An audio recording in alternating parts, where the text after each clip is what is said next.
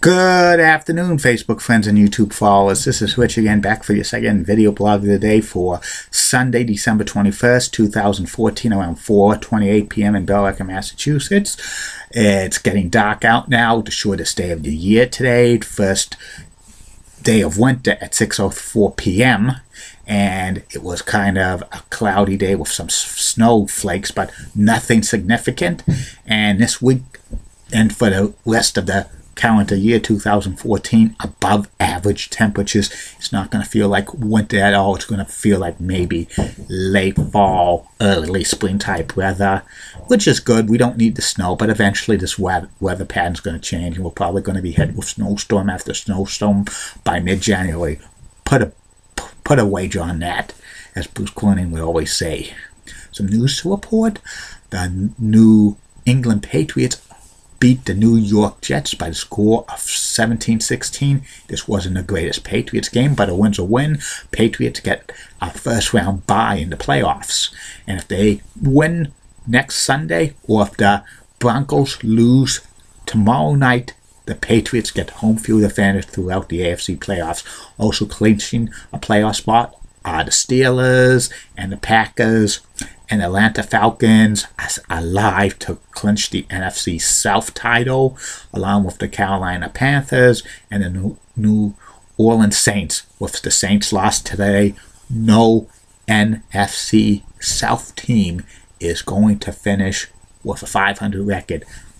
Nobody's going to finish with a winning record, and whoever wins that division automatically gets the 4th seed, and either the Dallas Cowboys or the Philadelphia Eagles could have 10 wins, and they're going to be sitting home watching the playoffs. It stinks, but every division needs to have a representative in the playoffs, at least one.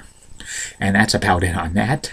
And my next subject is about memories of watching wwor Channel 9 and wpix Channel 11 out of New York back in the late 70s through the mid-1990s. Many cable systems throughout the northeast of the United States, including the New England area, carried both independent television stations, wwor and wpix out of New York. At one time, wwor Channel 9 and wpix Channel 11 in New York were the third and fourth most widely distributed superstations, television stations throughout cable systems in the United States.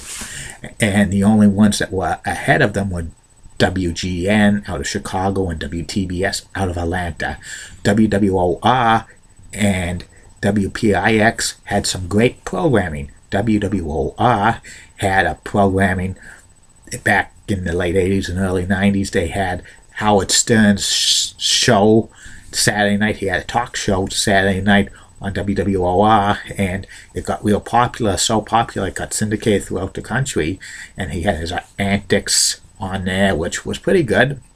Also, wwor had any other programming. They started a local talk show called The Richard Bay Show for many years in the late 80s and early 90s. Eventually, he got so popular in New York, they syndicated his talk show throughout the country for about a couple of years. And also for 3 hours during the weekdays during the late 80s and early 90s, wwor had a 3-hour news program called 9 Broadcast Plaza from their studios out of Seekonk, New Jersey, which was pretty good. And Sunday mornings, they had a kids show called Steam Pipe Alley, which was pretty good and popular. They had some popular acts there, and it was real popular in that.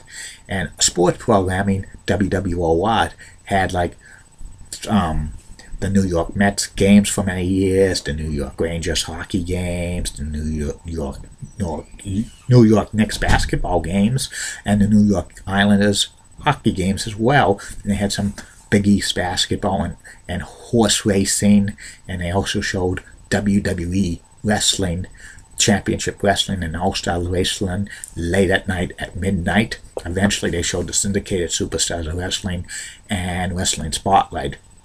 And the reruns of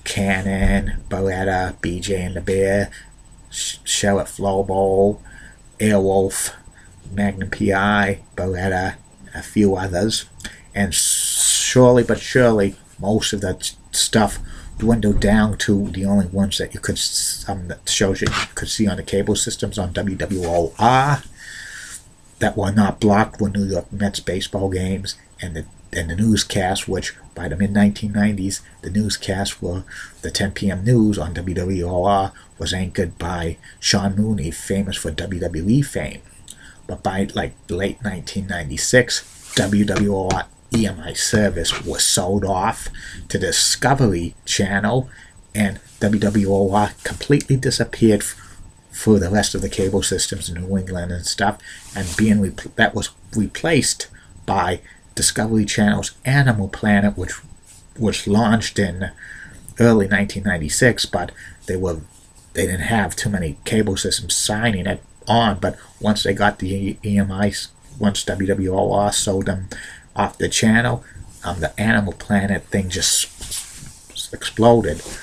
I loved enjoying watching stuff on WWOR and WPIX TV New York, and it was great shows, and some original programming was pretty good, but I wish they just continued that service. But once the cinedex law came into effect in 1990, most of the super stations that were like in the Northeast or other parts of the country had to simmer down because they didn't want to broadcast the same programming, and it was causing potential ratings problems for the local markets, which I could understand. It's a business, and cable TV back in the 80s and 90s was different now than they are today. But I enjoyed watching WPIX and WWOR. They are part of my childhood on cable television, where one cable was just a baby and stuff, just like a baby or like a kid growing up. You miss those childhood memories of WPIX and WWOR. You can't go back to them right now, because it was good memories of that. And that's about it on that. And I'll be back later, Facebook friends and YouTube followers, for my third and final video blog of the night, which will be about my personality profile, Mike Madano. See you later, Facebook friends and YouTube followers. See you tonight.